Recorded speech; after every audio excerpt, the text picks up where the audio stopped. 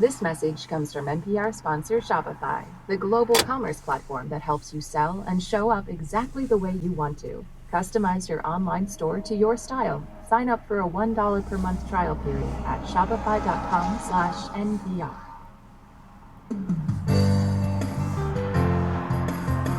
From NPR and WBEZ Chicago, this is Wait, Don't Tell Me, the NPR News Quiz. Yes, I'm Stentorian, but I'm so much Morian. Bill Curtis, and here's your host at the Studebaker Theater at the Fine Arts Building in Chicago, Illinois, Peter Sagal. Thank you so much, Bill. Thank you, everybody. So great to see you. So great to have you here. We have such a great show for you today, and it is an important one to me personally. When I was a teenager many years ago, I really wanted to be funny. So I just would repeat bits from Monty Python to charm people, and it never worked for some reason. But today I get to talk to Eric Idle, one of the founders of Monty Python, somebody who might finally appreciate my version of the Dead Parrot sketch. And I do both characters. But it's first your turn to join us by giving us a call. The number is 1-888-WAIT-WAIT. That's 1-888-924-8924. Let's welcome our first listener contestant. Hi, you are on Wait, Wait, Don't Tell Me. Hi, this is Shivali from Downers Grove, Illinois. Downers Grove, not far from here in Chicago. Some people here know it. What do you do there? I am a product manager for a large financial company. I've always wondered about this because you're a product manager for a financial company, which technically doesn't make anything. And does that ever bother you? Like you're saying, would you like to try one of our financial products, which only exist in concept? I mean, it's definitely very convoluted. I feel like I work on a lot of stuff that people don't see. So, yeah. Which I guess in one way it's a little less scary. So I know. Do you ever wish you could just like sell ties or something you could look at in your hand? Something more tangible, yeah, definitely. Well, welcome to the show, Shivali. Let me introduce you to our panel this week. First up, it's a staff writer in the Washington Post, where he writes the absolutely essential Style Memo newsletter. It's Shane O'Neill. Hello, Shivali. Next, it's the comedian and host of the podcast Fake the Nation. You can see her in the Muslims Are Coming stand-up show in Reading, PA on October 18th. It's Negin Farsad. Hey there. And you can see him on season 5 of Star Trek Lower Decks, premiering October 24th, and on Mike Shore's A Man on the Inside on Netflix in November. It's Eugene Cordero. Hi. Hello. So, Shivali, welcome to the show. You're, of course, going to play Who's Bill this time. That's how we always start our show, with Bill Curtis giving you 3 quotations that we found in the week's news. Your job, correctly identify or explain just 2 of them. Do that, you will win our prize, any voice you might choose from our show for your voicemail. Are you ready to go? Awesome, I'm stoked. We are. We're all stoked. Here is your first quote. This is what happens when I drink beer. That was one of many presidential pronouncements from somebody's media blitz this week. Who was it? It sounds a little awkward, so I wonder if it's Trump or Vance. or if it's Waltz, because I know Kamala Harris and Tim Waltz were going on a lot of shows this week. Well, you said it. It was Kamala Harris. You said the name. She said every possible answer. Technically, you said every person running for every high office, but I wanted to stop you before you got down to the Senate candidates. So Kamala Harris. The mainstream media, as I'm sure you know, has been constantly complaining that Kamala Harris has not done enough interviews with them. So this week, she did a barrage of appearances with everybody but them. Harris this week appeared in the podcasts Call Me Daddy and All the Smoke, The Late Show with Stephen Colbert, The View, Howard Stern, and somehow she's the next Bachelorette. I love the fact that she's getting on, these shows where it's about getting high and the basketball players and all that stuff. just the idea that she's doing it, I'm going like, okay, you're a real person, but also just walk through a door and I'll go, okay, you're not a ghost. That's true.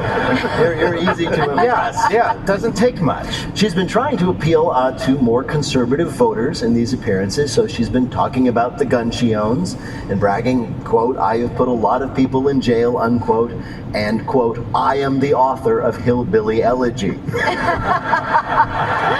But I feel like she talked about her Glock the same way I've talked about having a tennis racket. You know what I mean? Like, I have one, it's in a closet, I've used it once in a really non-serious way. Yeah. And I'd like to pretend like I don't really have one. But if somebody came to your house, you would play tennis. I would play tennis with them. I will, yeah. So, it's the same. It's the same. I don't get it. I was trying to fit in with like the salt of the earth people at Cracker Barrel, but when I started telling everyone I had a Glock, it did not go over my head at all. All right, Shivali, your next quote is from a scientist named Saul Newman, who in a new study proves a very popular idea is completely wrong. People want there to be some exotic island where everything's okay, and if you eat goji berries, you're gold. Dr. Newman says that he has now proved that, in fact, there are no special places on Earth where, due to diet or climate or anything else, people do what? Live longer? Yes, live longer. Exactly right. For decades, we have been told about these oases around the world of long life, and they're called blue zones by scientists. Places like Okinawa, Japan, and Sardinia, Italy, where demographic data shows that the population is living remarkably long and healthy lives. And it turns out, was it the secret diet? No. Was it lifestyle? No. Was it shoddy record keeping and pension fraud? It sure was.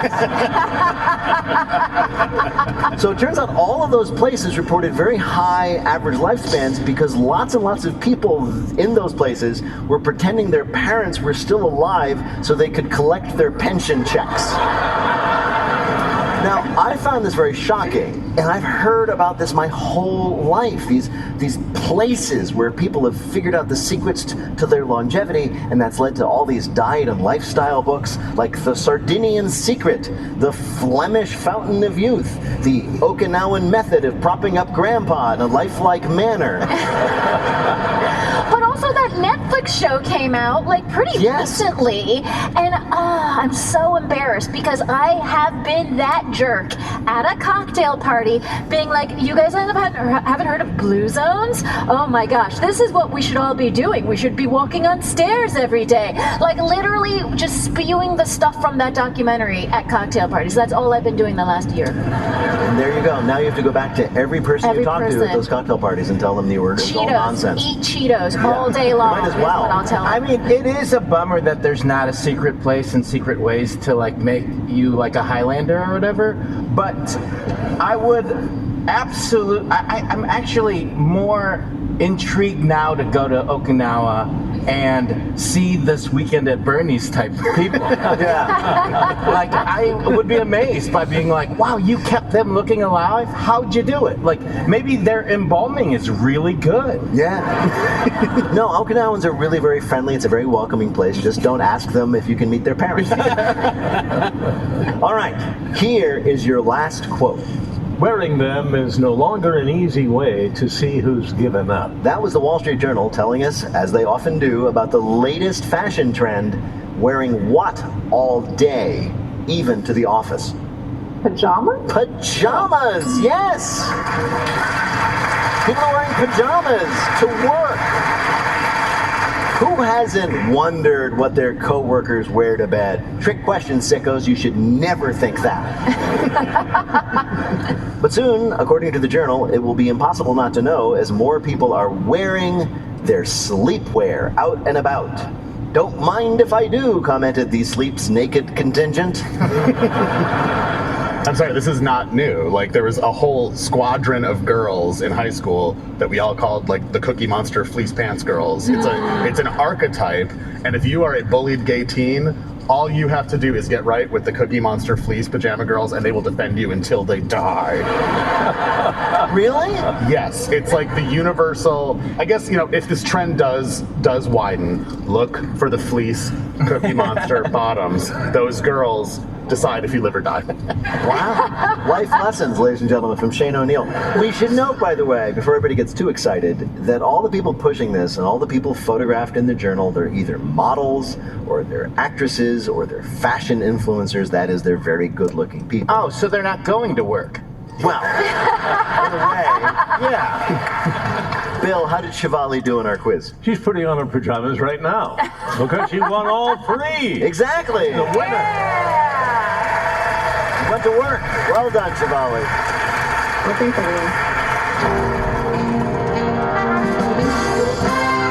Right now, panel, it is time for you to answer some questions about this week's news. Nagin, couples therapy isn't just for couples anymore. The latest trend is who going to get couples therapy together? Oh, thruples. By couple, I mean two people at once who are related, but, you know, not in that way. Oh, siblings. Yes! Couples therapy for siblings is now a thing. Why don't they just call it sibling therapy? I guess they could. Yeah. Well, if we called it that in this context, you would have known the answer. You know, couples therapy, as we know, is for couples trying to work out their differences. And as we all know, siblings often have differences too, so why not them? But if your session starts with your brother saying, our sex life is in a rut, you don't need couples therapy, you need real therapy now. Oh, God. I mean, it seems healthy to me. It's like if you're having trouble with your sibling and you go to therapy, then the two of you, when things get too intense, you can just get back to making fun of your parents, which is the best, most bonding That's why you have siblings. Obviously. But I don't get it because also, if my parents couldn't make it work between me and my sister, how is a stranger going to do it? Because I don't listen to my parents when they tell me that my sister was right, so I'm not going to listen to some suit do it either.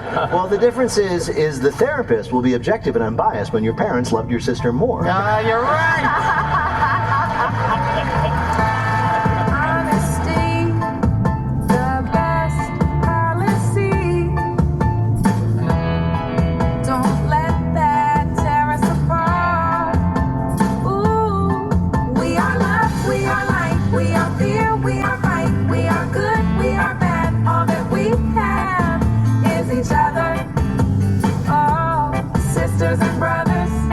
Coming up, you won't be Matteo at our Bluff the Listener game. Call 1-888-WAIT-WAIT to play. We'll be back in a minute with more Wait, Wait, Don't Tell Me from NPR.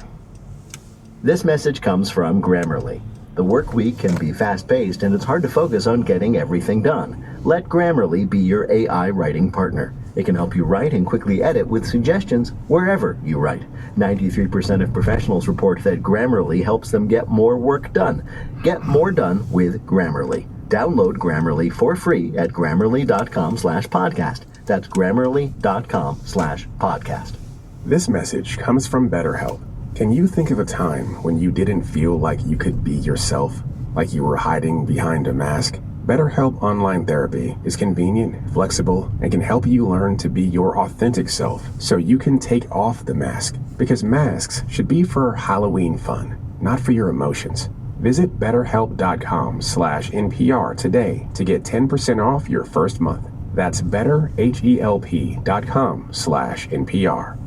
This message comes from Carvana. Whether you need weeks to research the perfect car or know exactly what you want, Carvana makes car buying easy. Choose from Carvana's massive inventory using customizable search tools. However you buy your car with Carvana. Instead of scrolling mindlessly, engage mindfully with the NPR app. With a mix of on-demand news, stories from this station, and your favorite podcast, you can relax without shutting off your brain. Download the NPR app today.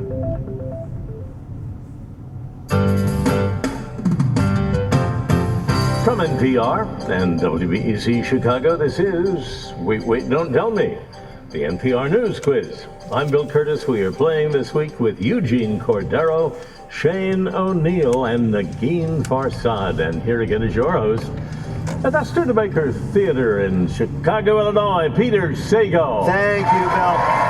Thank you all so much. Right now, It is time for the Wait, Wait, Don't Tell Me Bluff the Listener game. Call 1-888-WAIT-WAIT to play our game in the air, or check out the pinned post on our Instagram page at WaitWaitNPR. Hi, you're on Wait, Wait, Don't Tell Me. Hi, Peter. It's Glenn Strawn. Hey, Glenn Strawn. How are you? Where are you calling from? I'm calling from Annapolis, Maryland. Oh, great. Annapolis, capital of Maryland. What do you do there?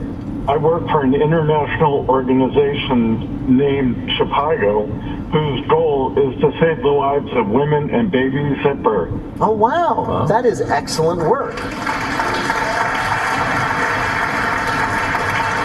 you know if any babies out there are named after you? No, none. Yeah. Thankfully. Well, Glenn, it's great to have you with us. You're going to play the game in which you must try to tell truth from fiction. Bill, what is Glenn's topic? Hey there, Daddy-O.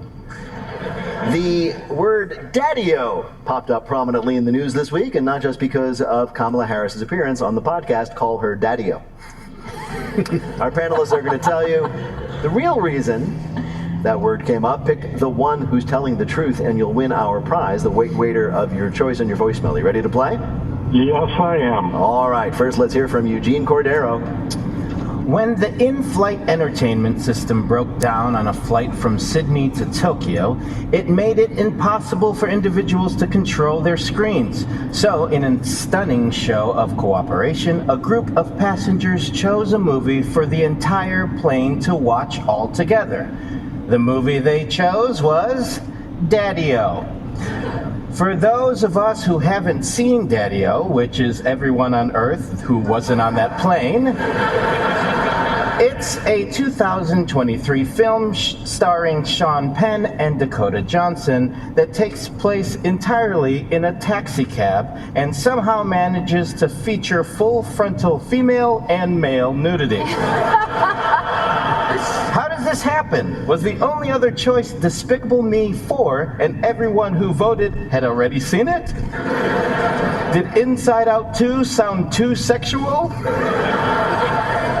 Who would have thought that raw dogging on a flight is a safer option? The passengers on a long flight, because of a malfunction, all ended up watching the same movie, Daddy-O, much to most people's dismay.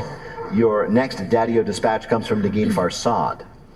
Dave Pearson is a stay-at-home dad in Park Slope, Brooklyn, where New York City keeps helicopter parents who sign their kids up for trapeze and feminist zine-building workshops. Dave was always looking for healthy snacks for his two kids, Eleanor and Henry, because if you live in Park Slope, your kids were named off of a 1940s name registry.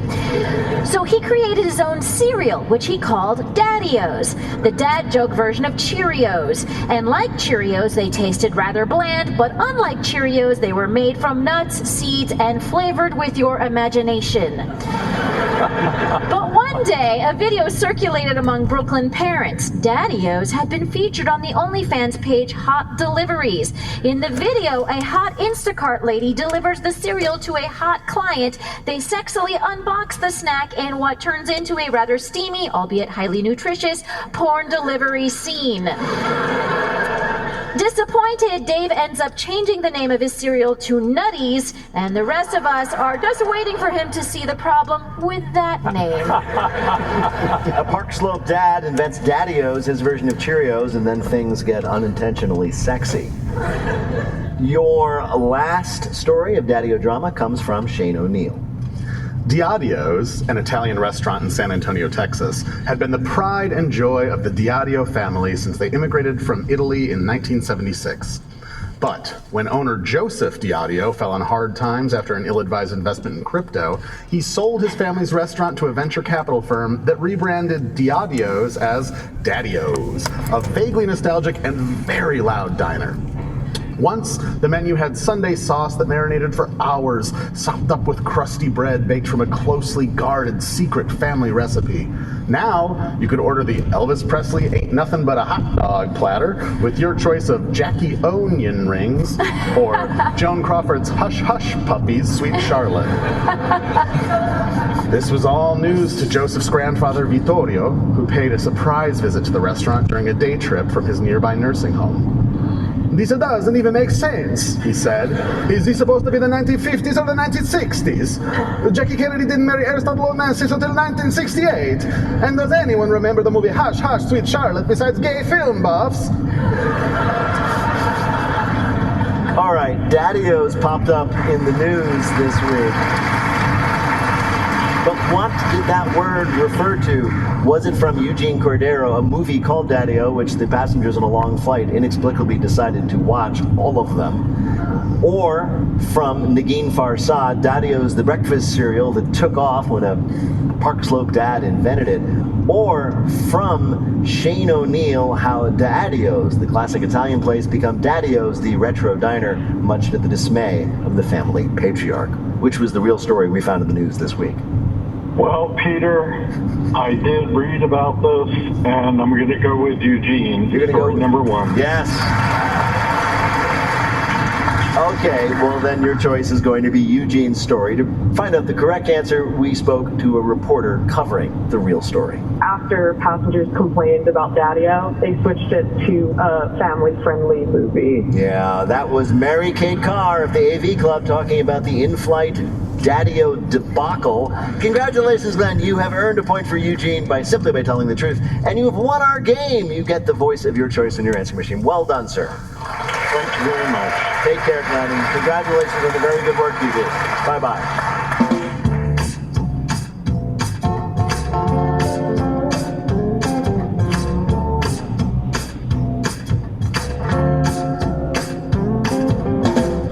And now the game where we ask people about things they know nothing about. It's called Not My Job. Eric Idle is one of the founders of Monty Python's Flying Circus, the most influential sketch comedy show ever made. And he's also the creator of Spamalot, the hit musical based on the film Monty Python and the Holy Grail. He has just published a book about the making of that musical, and he joins us now. Eric Idle, welcome to Wait, Wait, Don't Tell Me. Thank you very much. It is such...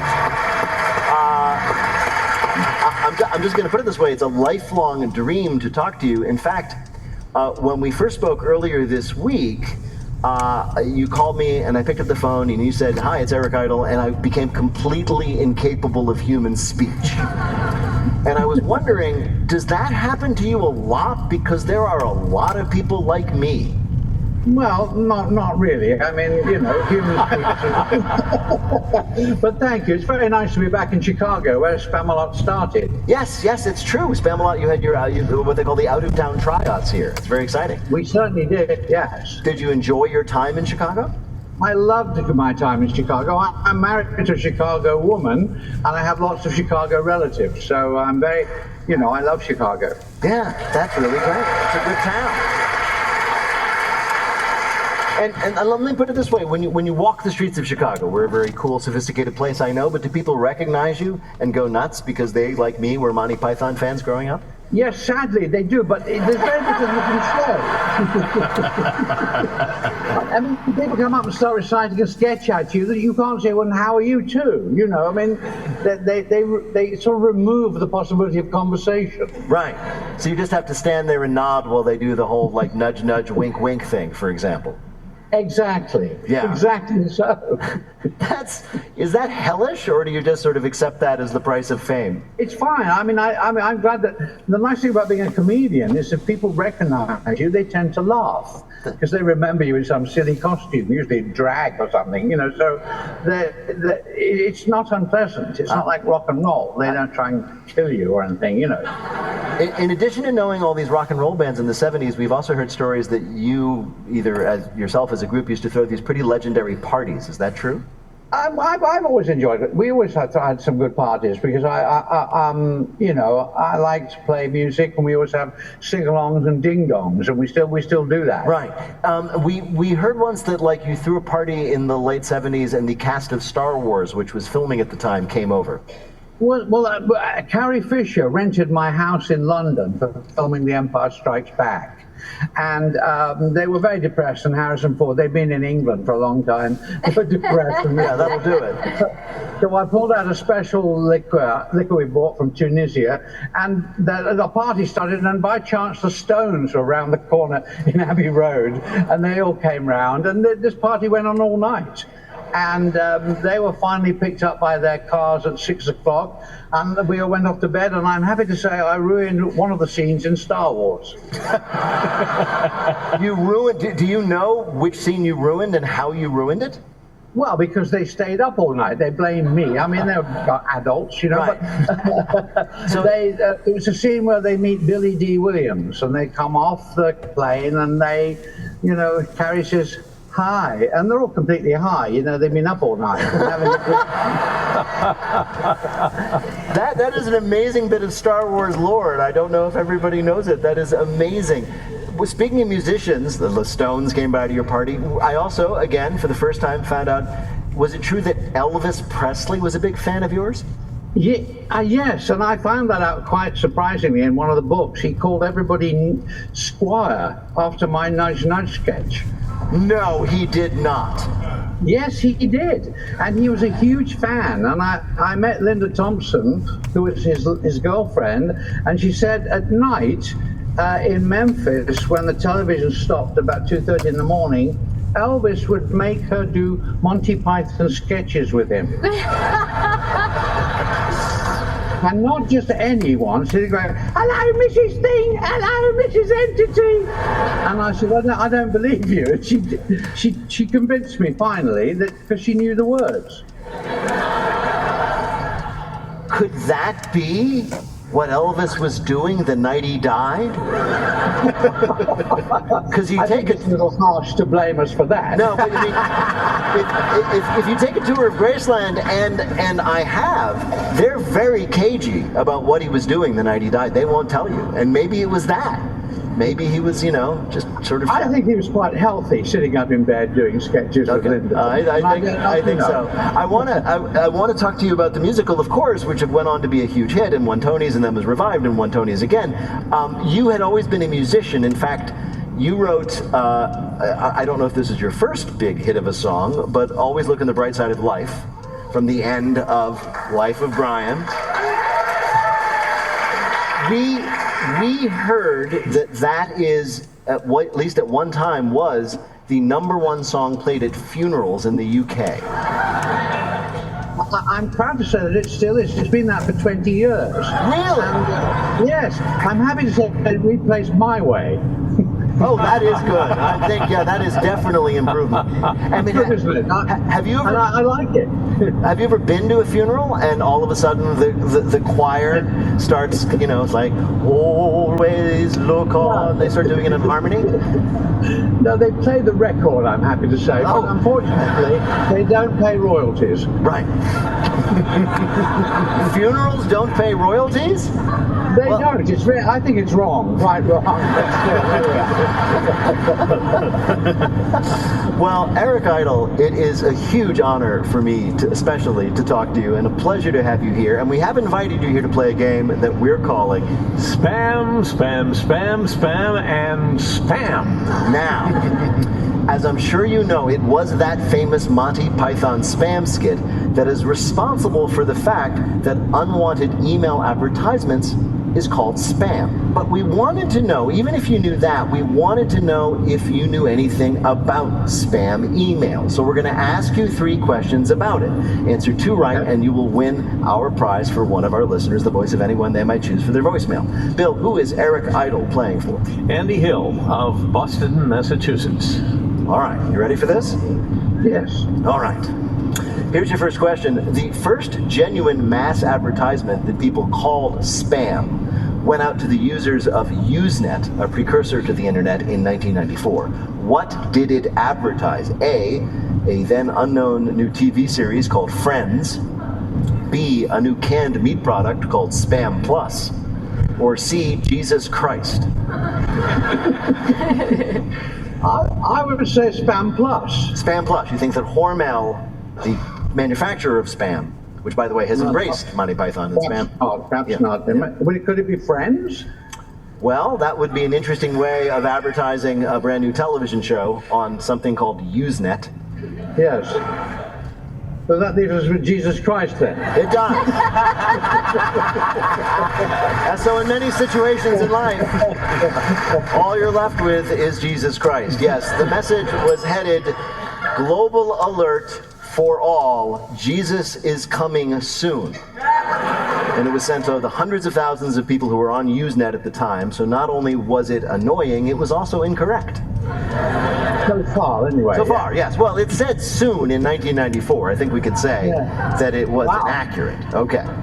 Here's your next question. Now, one of the odd things about spam is while that everybody hates it, and they really hate the people who send it out, it doesn't make the advertisers themselves a lot of money. One study showed that you would make more money and suffer less social disapproval if you did which of these? A, dined and dashed once a month. B, played saxophone in a subway car. Or C, stole a car. I would say stole a car. Yes, that's right, stealing a car. People don't like car thieves, it's true, but at least you could sell the car and make some money. All right, here's your last question. One of the most notorious spammers ever was a man named Alan Ralsky, who was actually convicted of fraud for sending out all those spam emails. Before that, though, he had another punishment. What? A, he fell for a spammer himself and ended up sending all the money he had to a fake prince. B, he typed so many fake emails that his fingers all broke. Or C, people found his physical address and signed him up for every piece of junk mail they could find, resulting in him getting thousands and thousands of magazines and pamphlets every day. I would say C. You're right again.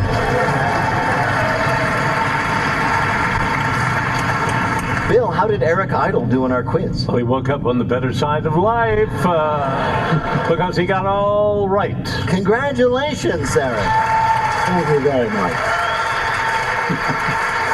Eric Idle is one of the founders of Monty Python. He is also the Tony-winning creator of Spamalot and the author of the new Spamalot Diaries, out now. Eric Idle, an absolute pleasure to talk to you. Thank you so much for joining us on Wait, Wait, Don't Tell Me. Thank you so much. Take care.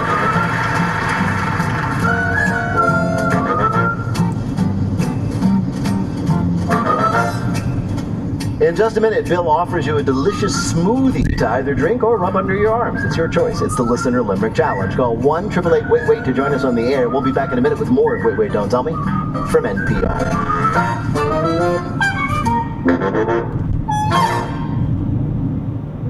Once again, we find ourselves in an unprecedented election. And with all that's happening in the lead up to the big day, a weekly podcast just won't cut it. Get a better grasp of where we stand as a nation every weekday on the NPR Politics Podcast. Here, our seasoned reporters dig into the issues that are shaping voters' decisions and understand how the latest updates play into the bigger picture. The NPR Politics Podcast. Listen on Spotify. If you enjoy Wait, Wait, Don't Tell Me, you should try out NPR Plus. With Wait, Wait, Don't Tell Me Plus, you get sponsor-free listening and exclusive bonus episodes from just this show. But you can upgrade to the NPR Plus bundle and access perks from over 20 of NPR's most popular podcasts and more. Give a little, get a lot in return. Visit plus.npr.org. What's happening on NPR Podcasts? Money, power, tacos, white collar crime, green parties, black reparations. More of the perspectives that make your world a more vibrant place. NPR Podcasts. More voices, all ears. Find NPR wherever you get your podcasts. From NPR and WBEZ Chicago, this is Wait, Wait, Don't Tell Me, the NPR News Quiz. I'm Bill Curtis. We're playing this week with Negin Farsad, Eugene Cordero, and Shane O'Neill. And here again is your host at the Studebaker Theater in Chicago, Illinois, Peter Sagal. Thank you, Bill. In just a minute, Bill performs his hit Broadway show, Rhyme-A-Lot, in our Listener Limerick Challenge. If you'd like to play, give us a call at 1-888-WAIT-WAIT. That's 1-888-924-8924. Right now, panel, though, some more questions for you from the week's news. Eugene, President Macron of France has decided to publicly protest somebody who has announced their intention to leave that country. Who is it? Oh, I don't know. Who's leaving France on purpose? Well, specifically, they'll be leaving Paris. She has to be in Paris because it's right in the title, In Paris. Oh, you know this. don't you play straight with me, Eugene? Emily? Yes, Emily in Paris. Don't you play straight with me. Emily in Paris is, of course, the hit Netflix show about a clueless American woman in Paris that Americans watch because they hate it, and French people watch because they hate Americans. And the producers announced that for the 5th season, Emily will move to Rome, and that cannot be. The French national motto is Liberté, Égalité, Emily. And Macron, the president of the country, weighed in. He told Variety magazine, quote, Emily in Paris in Rome doesn't make any sense. And he's right. I mean, how is she supposed to find the time with her social schedule to also not learn Italian? Well, I mean, what are the incentives for Emily to stay? Is Macron offering bigger hats, more clashing patterns? These are the things Emily needs to sustain herself. Well, I know, did she go through every meet cute possibility with Frenchmen that she now has to go to Italian men? Is that what's happening? Apparently, she had gotten down to the Frenchmen who wear pajamas outside. On, I guess. Eugene, nobody likes a person who brags about themselves all the time, trust me. But sometimes you need to let people know about all the great things you've done. So how do you do it? According to experts, the key is while you are bragging, you also need to do what?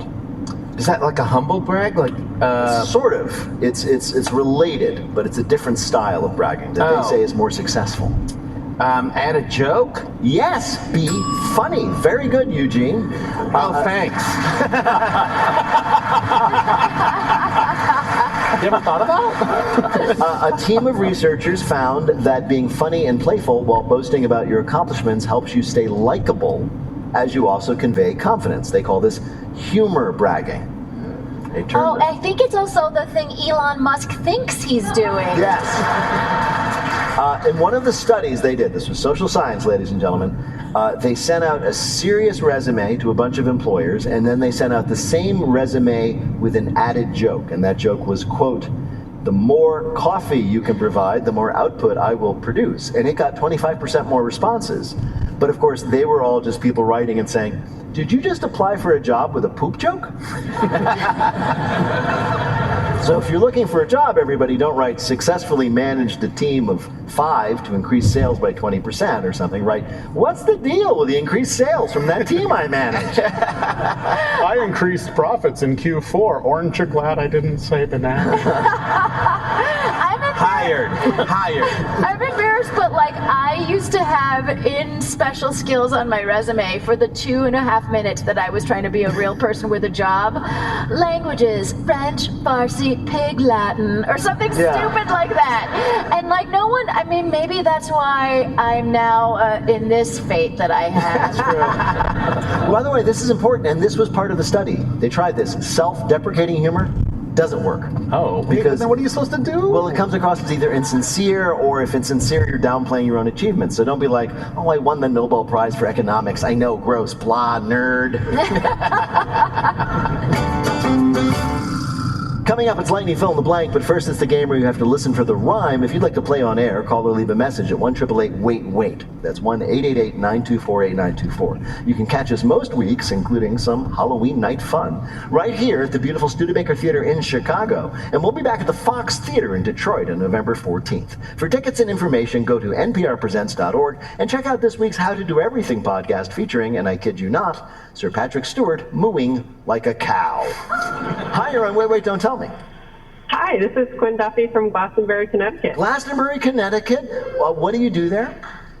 I'm a civil engineer. I work for the state of Connecticut. Oh, really? Oh, I always love talking to civil engineers because you're one of the few jobs, not having one myself, that I can understand. You build stuff like bridges and highways, right? Yeah, yep. I did bridges for the majority of the beginning of my career, and now I do like railroad stations and rail adjacent facilities. Wow, you do railroad stations. You ever stand in front of one and wait for people to compliment it and then just go, yeah, that's fine. I did that. Yeah, they mostly just walk by and on their way. Oh, it's a shame. Well, I'm very impressed by what you do. Welcome to the show, Quinn. Bill Curtis is going to read you 3 news-related limericks with a last word or phrase missing from each. If you can fill in that last word or phrase correctly on 2 of the limericks, you will be a winner. You ready to go? Yes, sir. All right, here's your first limerick. As little kids walk down the blocks, They wear squishy kicks without socks. As they're pounding the street, it's deforming their feet. They're unhealthy, these shoes we call... Crocs, yes. We all love Crocs because they're comfortable and great for our feet, which we are now told they are also destroying. Some podiatrists say that young children should not wear Crocs because they lack arch support, could cause gait issues, and if your kid's foot grows inside the Croc, it'll look like one of them forever. Okay, as someone who has been croc-pilled, I love Crocs. Are we sure these are deformities and not just the next step of human evolution? Maybe. So you're a big fan of Crocs. Love Crocs. I resisted for years. I know how they look. I know they're terrible, but I'm one of those jerks where just, I saw Balenciaga do it, and I said, what the hell? And oh my God, there's no going back. There's no going back. You're using Kamala's campaign slogan for Crocs. We will not go back. Here is your next limerick, Quinn. The smoothie stand down by the ocean front gets requests that just might make the owner grunt. A tangy hint of the spritz that belongs on armpits. Make a smoothie that tastes like... Oh my God. It's a tough one. It is. I was reading along going, this isn't working. But there are some, we'll tell you what, we'll have Bill do it again. Listen for that rhyme-like thing that's happening. And there is a hint, armpits is a hint. Here we go. The smoothie stand down by the ocean front gets requests that just might make the owner grunt. A tangy hint of the spritz that belongs on armpits. Make a smoothie that tastes like... Oh, dear God, I have no idea. There's no way in the world you would ever guess this just logically, which is kind of why we're featuring it. I'll give it to you. It's deodorant. Deodorant? Okay. Deodorant. Yeah, never would have got that. Yeah, no, we would have been here all day. It's all right. Deodorant. A fancy LA health food store just announced a new smoothie that tastes like deodorant. Strong enough for a man, smoothie enough for a woman. The store is known for its $20 smoothies. And for this one, they partnered with an upscale deodorant brand called Salt and Stone. So if you've ever sniffed your own armpit and said, wow, I wish this was edible and had 1,500 calories, this is your moment. Here is your last limerick. New viruses are an uncouth mush. That they go in my mouth makes the youth blush. We have found brand new germs that are making us squirm. In the bathroom, right here on my... Brush? Yes, toothbrush, yes. Yeah, you did it. I was going to say deodorant. Scientists at Northwestern University discovered hundreds of different viruses on used toothbrushes, even though they claim that none are harmful to people. Okay, then why would you even bring this up? Yes. This was part of a scientific exploration called, really, Operation Potty Mouth, to find microbes that live around us in daily life. And it turns out there are uncounted numbers of microbe species in our toothbrushes and showers and toilets that have never been discovered before. I mean, I feel like it makes me feel less lonely in the world. Just to know that there are thousands of new species. We're never quite alone, you know? In a weird way. Bill, how did Quinn do on our quiz? 2 out of 3. Good for another bridge. Yay, Quinn! Congratulations. Thank you so much. This has been a childhood dream of mine. I'm so glad. Thank you, Quinn, for playing. Bye-bye. Thank you.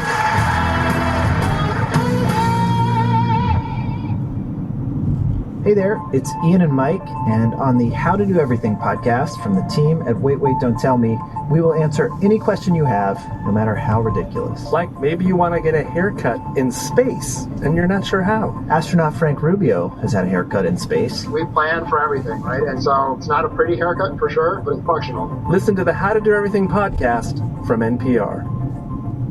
Wait, Don't Tell Me. Fresh Air up first. NPR News Now, Planet Money, TED Radio Hour, Throughline, the NPR Politics Podcast, Code Switch, Embedded, Books We Love, Wild Card are just some the podcasts you can enjoy sponsor-free with NPR Plus. Get all sorts of perks across more than 20 podcasts with the bundle option. Learn more at plus.npr.org.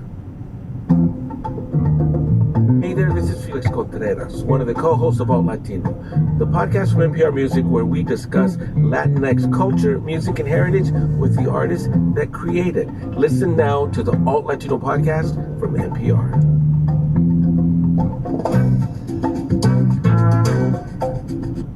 Now on to our final game, Lightning Fill in the Blank. Each of our players will have 60 seconds in which to answer as many fill in the blank questions as they can. Each correct answer is worth 2 points. Bill, can you give us the scores? Eugene and Negin each have 3, and Shane has 2. All right, Eugene and Negin are therefore tied for first, and Shane is in second place. So, Shane, you will be up first. The clock will start when I begin your first question. Fill in the blank. Asserting it harms children's mental health, 14 states have filed a suit against social media app blank. TikTok. Right. This week, Jessica Campbell became the first ever female coach in the blank. NBA. No, NHL. Since entering the presidential race in July, blank has raised over $1 billion. Harris? Yes. Transportation campaigners who are trying to keep Cybertrucks out of the Czech Republic say the cars are, quote, too blank for European roads. Ugly. That's right. They say too big and too sharp. On Tuesday, blank once again raised ticket prices for their theme parks. Six Flags? No, Disney, it must be. It was Disney, yes. On Wednesday, Rafael Nadal announced his upcoming retirement from blank. Tennis! Yes. This week, a staff member at a museum in the Netherlands had to apologize for throwing away 2 crushed beer cans without realizing they were blank. Installation art. Yes, they were. According to the artist, the 2 empty beer cans that were placed inside a transparent elevator shaft symbolized, quote, precious moments with my friends, unquote.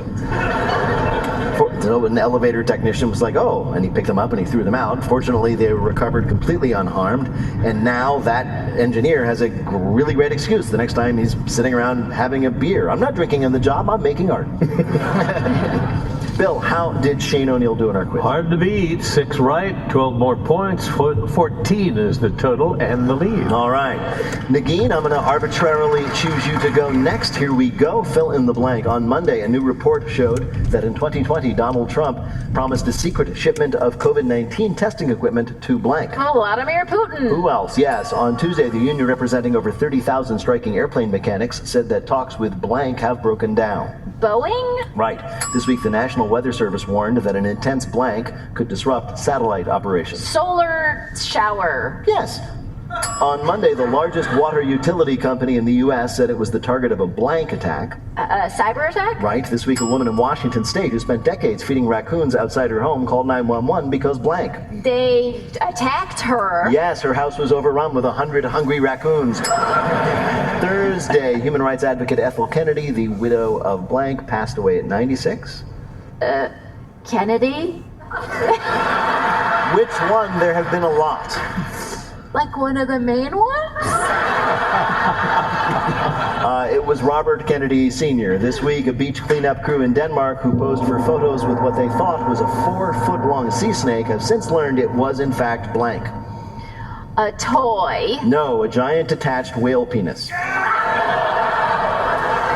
I'm sorry, did you say attached or detached? I said detached. Oh, okay. I was going to say, if you didn't see the rest of that whale. Yeah. The two men posted the photo before realizing what they were actually holding. It's an understandable mistake, but it doesn't explain why passengers on that flight from Sydney to Tokyo voted to look at the picture for 2 hours instead of watching Inside Out 2. Bill, how did Negin do in our quiz? 5 right, 10 more points, total of 13. She trails Shane by 1. And how many does Eugene need to win? 6 to win. Here we go, Eugene. This is for the game. Fill in the blank. On Tuesday, the U.S. government hinted they may break up search giant blank. Google. Right. This week, the CDC confirmed a 4th case of blank flu in California. Swine? No, bird flu. On Wednesday, sources said that North Koreans were fighting alongside Russians in blank. In Ukraine. Right. This week, police confirmed that a suspicious package left outside a news station in Baltimore was blank.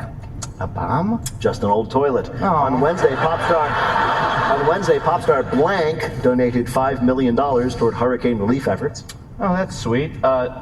Taylor Swift? Right. On Friday, South Korean author Han Kang was awarded the Blank Prize for Literature.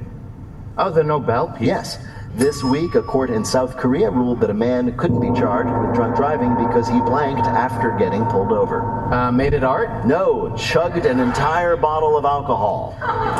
According to the cops who pulled him over, the 60-year-old man got out of the car and immediately pulled out a bottle of liquor and drank the whole thing. And this week, a court ruled that because he had drank so much immediately after he was pulled over and was out of the car, any breathalyzer test would be invalid. Pretty smart. Yes. I mean, how could you know what his blood alcohol level was when he had just swapped out all of his blood for alcohol? Wow. I'm writing that down for the future. Yeah. Bill, did Eugene do well enough to win? Shane, no, he did not. Shane is...